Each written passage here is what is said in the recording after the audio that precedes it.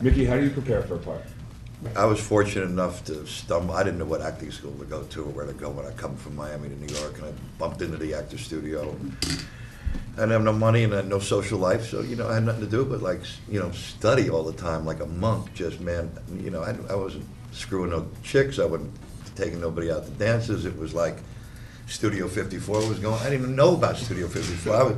I was living, in my hovel in my little room, doing my construction every day, going to the actors. I would grab bums off the street to read lines with. And, in this whole Stanislavski thing that boils down to a method, okay? You're as good as your teacher, or you're as good as how hard of work you put into it.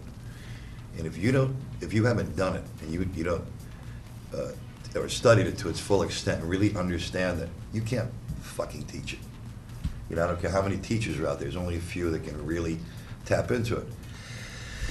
So I remember one time when I started working in the movies finally, I started to hear, so-and-so is doing it. He threw 2 television sets out the window of the such and such hotel because he was in character doing his method acting. And after hearing years of that crap, this person just, got a break and became whatever.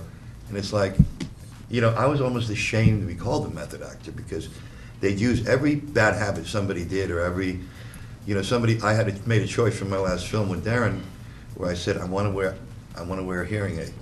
And I made the choice not because I wanted a prop or something to fiddle with. It was like, I knew a weightlifter once who was a part-time bodybuilder, and he was a biker with my brothers, and he blew out both his eardrums because he used to work building Harleys, and he was always in the shop. And he was a part-time wrestler, so I always found it quite interesting. Like, when we'd be in the gym hitting weights in Venice, I'd say, Magic, so what do you wouldn't hear fucking what I'm saying? My brother would go, bro, he's got his earpieces out. And I'd say, Magic.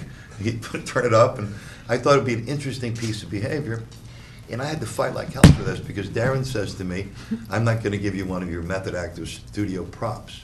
And then a week later I go, listen, will you rethink the thing? I swear. So what we did, or he did, and he did it smart, he underused it, which I probably maybe would have overused it a bit, but I justified a choice. It was a choice I was going to live or die with.